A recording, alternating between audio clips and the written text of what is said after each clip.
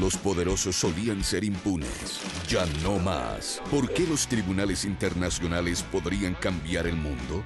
Un tribunal internacional juzgó y condenó a 24 dirigentes del nazismo. Los juicios de Nuremberg fue el germen de los tribunales internacionales que conocemos hoy. Un explorador de National Geographic nos explica las 13 razones por las que es urgente actuar contra la contaminación de los océanos. La acidificación es la peor amenaza para el futuro de los océanos. Hay muchos organismos como los corales, almejas. Si el mar es más ácido, no pueden formar los esqueletos. Incluso los esqueletos se disuelven.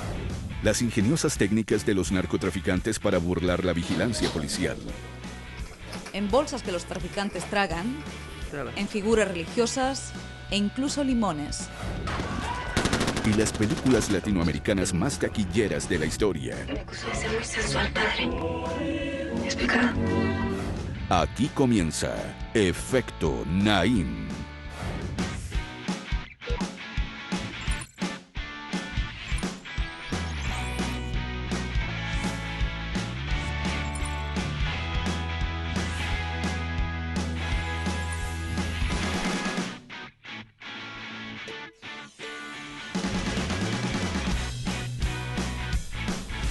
Bienvenidos, soy Moisés Naim desde Washington. Encantado de estar de nuevo con ustedes. Les voy a presentar a dos personas. Uno se llama Tomás Lubanga, es el líder de la milicia rebelde del Congo. Y este otro se llama Khaled El-Masri, es un ciudadano alemán de origen libanés.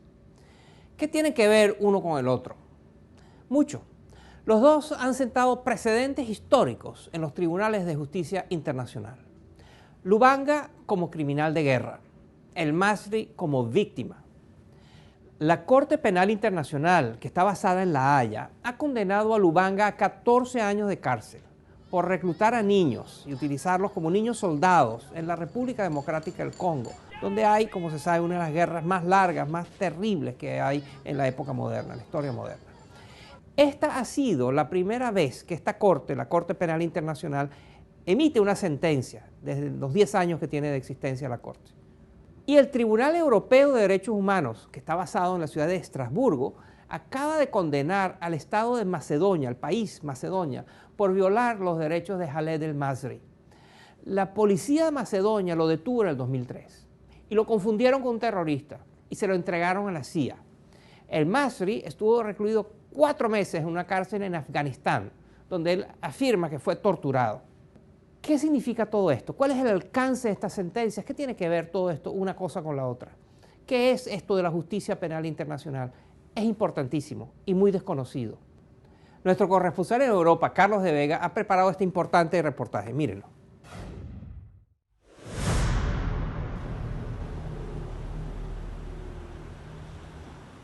El pasado 3 de diciembre, estos jueces entraron en la sala con una misión complicada: descifrar dónde está la frontera entre Perú y Chile.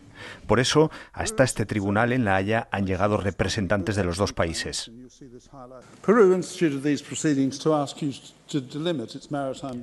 Perú ha iniciado este proceso porque quiere definir su frontera marítima con Chile, pero esa petición tiene un problema. Esa frontera ya está decidida por un acuerdo que ha sido ratificado varias veces. And on various subsequent occasions, they jointly acknowledged that they had done so. El asunto es complejo porque Perú no está de acuerdo y reclama parte del mar que ahora pertenece a Chile. Todo lo va a resolver este tribunal, que está lejos de los dos países, en La Haya, la Corte Internacional de Justicia.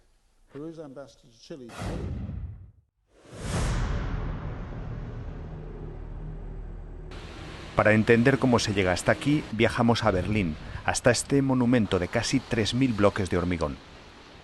Esto que ven es el monumento en Berlín que recuerda lo que fue el Holocausto judío. De aquella época del nazismo surgieron los juicios de Nuremberg. En 1945 y 1946, un tribunal internacional juzgó y condenó a 24 dirigentes del nazismo. En aquellos juicios por primera vez se habló de conceptos como crímenes contra la humanidad o de hacer responsables a personas, a seres humanos, de crímenes cometidos por sus gobiernos. Los juicios de Nuremberg, aquel tribunal, fue el germen de los tribunales internacionales que conocemos hoy. Uno de esos tribunales es el que ya hemos visto, la Corte Internacional de Justicia, que se crea con Naciones Unidas. Los países miembros pueden voluntariamente someterse a este tribunal para resolver sus problemas. Pero este no era el sueño de Nuremberg, allí se trataba de castigar a criminales. Hasta 1998, a través de la ONU, se han ido creando tribunales especiales. Este que están viendo se formó para juzgar los crímenes de la antigua Yugoslavia. El acusado no solo conocía el genocidio que cometían los otros, sino que él mismo participó y por tanto es responsable del crimen de genocidio. Un tribunal similar se formó para juzgar el genocidio de Ruanda, pero eso no era suficiente, hacía falta algo permanente. Llegó en 1998, el Tribunal Penal Internacional. También está en La Haya, es la gran apuesta de la humanidad para juzgar los crímenes a nivel universal. Pero no es un éxito. Países como Estados Unidos, China o Israel se niegan a aceptar este tribunal, no se fían, creen que sus ciudadanos pueden no recibir un juicio justo.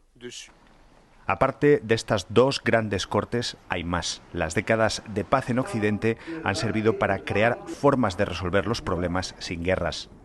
Este que ven es el Tribunal Internacional del Mar, también depende de la ONU, se reúne en Hamburgo y en diciembre, por ejemplo, decidió que el buque escuela Libertad de Argentina tenía que ser liberado del puerto de Ghana en el que estaba retenido.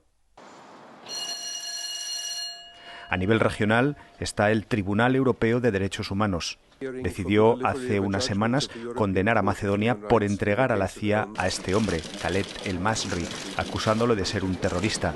Masri resultó inocente y denunció las torturas a las que fue sometido. Está también la Corte de Justicia Andina o la Corte Interamericana de Derechos Humanos. Todos son tribunales que dependen de algo fundamental, la voluntad de las partes de someterse a sus decisiones. Pero incluso si no lo hacen, estas cortes pueden ser efectivas. Israel, por ejemplo, no es miembro de la Corte Penal Internacional, pero teme que Palestina denuncie sus operaciones militares en Gaza por las consecuencias diplomáticas que pueda tener un proceso en La Haya. Esa denuncia es uno de los privilegios que Palestina tiene desde que ha sido reconocida como miembro observador de Naciones Unidas. La mejor solución a un conflicto es que las dos partes se sometan al tribunal. Es lo que sucede en el caso de Chile y Perú con su frontera marítima. Creo que es importante que los peruanos y las peruanas tomemos conciencia del esfuerzo que está haciendo el gobierno para defender nuestra posición frente a La Haya. Quiero llamar a mis compatriotas a esperar con tranquilidad el fallo de la Corte Internacional de Justicia de La Haya. Los dos países han prometido cumplir la sentencia. Es la única manera de resolver el conflicto evitando un problema mayor. Es también una prueba de los avances de la justicia internacional, que comenzó a gestarse con la caída del nazismo, con la idea de evitar una nueva guerra. Han pasado ya casi 70 años desde el final de la Segunda Guerra Mundial. Para Efecto Naim, Carlos de Vega. La justicia internacional, muy importante. Gracias, Carlos. Y después de la pausa pasamos de la justicia internacional a los océanos. Vamos a hablar con un explorador muy importante del National Geographic. Algunos lo llaman el sheriff de los océanos, la persona que protege los océanos. No se vaya. Más adelante. Hemos tratado al mar durante mucho tiempo como una cuenta bancaria, donde todo el mundo saca, pero nadie hace un depósito.